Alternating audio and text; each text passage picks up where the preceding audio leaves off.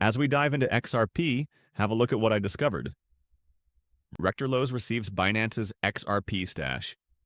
Freeze of liquidity? Right now, this thing is making the internet go crazy. Binance's XRP supply falls to an all-time low, a clear indication of either little retail demand or institutional interest. And get ready, 300 million XRP has completely vanished. We had always imagined that XRP will experience shortage at some point since early October of this year, but that notion seemed unattainable. By 2025, the topic of scarcity is ingrained in every conversation you come across. Every hour of every day, new pieces are coming in with a laser-like concentration on scarcity. I'm seeing a lot of people asking when on Jake Claver's comment area. Everyone just realized that the XRP will run out at those over-the-counter windows and behind the scenes in dark pools. Hold on a minute.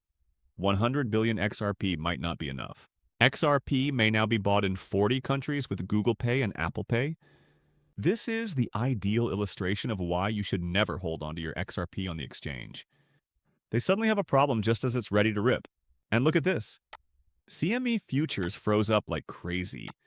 The script being followed with XRP at the present is the same as the famous stunt they performed on silver and gold just before the explosion. Look, there's something I need you to comprehend. These exchanges will stop trading as soon as XRP surges into price discovery area. You suddenly find yourself unable to sell. Additionally, buying is off the table. The exchange mysteriously resumes when the number moves back a little. This is evidence that you shouldn't keep your cryptocurrency sitting on exchanges. Nor your cryptocurrency, nor your keys. It's that easy. You can flip coins directly through the DEX by connecting your wallet to the XRP ledger. Additionally, Google essentially guides you at every turn. And so it starts. Paul Barron thinks so. Take a look at this headline too. The RLUSD from Ripple is accepted as a fiat reference token in Abu Dhabi's ADGM. Thus, fiat permission for RLUSD was just stamped by the UAE. I'm really excited about the direction this is taking. The RLUSD will serve as the foundation for cross-border payments. The likelihood is that they will switch to using XRP once that machinery is operating smoothly because it completely destroys cross-border payments. Really fast and incredibly affordable as compared to running RLUSD. However, given this RLUSD will most likely be flowing across the XRP ledger nonetheless, it's really kind of pointless. You are directly infusing value into XRP and accumulating utility each time a value traverses the XRP ledger. The RLUSD stablecoin, Ripple, has more than $1 billion in Ethereum supply. I've recently noticed that Ripple is working more on the XRP ledger side. It's amazing to witness RLUSD grow like this, even though those last 10 minutes were recorded on the XRP ledger. I've been outspoken about it eventually breaking into the top 10 stablecoin tier to get things started. Beyond that, it's advancing towards the top spot as time runs out. According to pundits, XRP has been a speculative asset that is awaiting the next market upswing. Additionally, Crypto Eddy adds that the XRP ledger depends on other protocols for yield, utility, and staking because it lacks smart contracts. And in her commentary, she is ardently supporting Flare. Let me put you on an even playing field. I'm utterly enamored with Flare. That creature is changing into something utterly hideous. Additionally, I'm predicting that it will significantly increase XRP's usability. However, I will not depict this as XRP fighting Flare. According to David Schwartz, Ripple ought to have given smart contract capabilities on the XRP ledger more priority sooner. They are thriving off of one another, and I just see more promise in XRP. Guess what we found, though? In fact, they have solved the puzzle of smart contracts.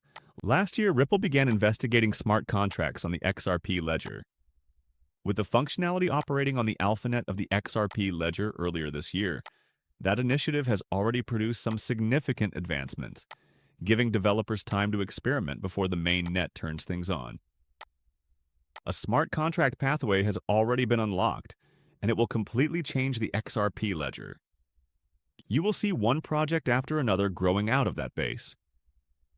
Flare channels utility straight into XRP, opening it opportunities for you to risk and simultaneously harvest rewards with your XRP. However, I wouldn't portray one as taking the place of the other, as crypto there, Eddy is implying. And Cyprus is the source of this. The majority of consumers still associate cryptocurrency with cost.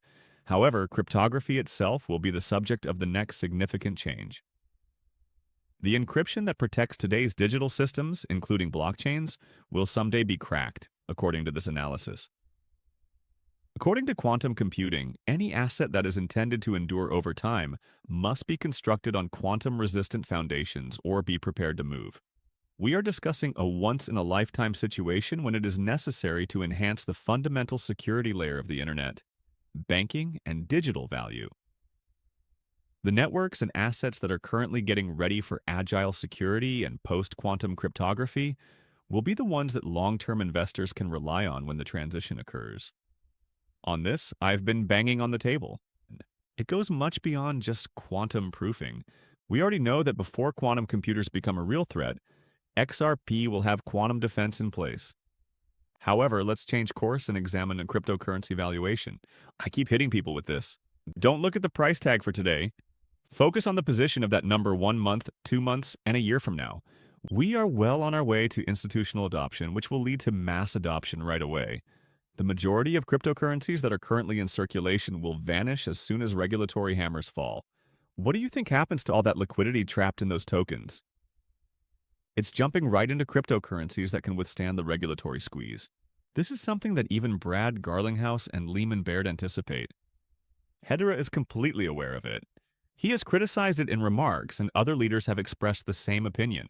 Right now, there's a clear warning that if you're holding onto a cryptocurrency that has no real-world value or useful purpose, there's a good possibility it will be erased.